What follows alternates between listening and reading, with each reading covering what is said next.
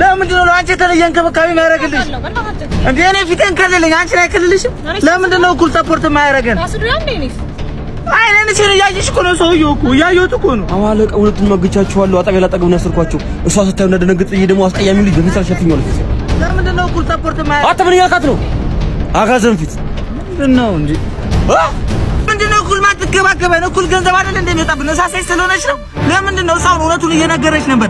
የኔ አባት ግቦኛ ነው ለዛ ነው ያሰሩኝ እያለች ነው። አንቺ እውነቱን አትናገሪም። እሱ ነው እናስለብታችሁ ነው ነግሯል።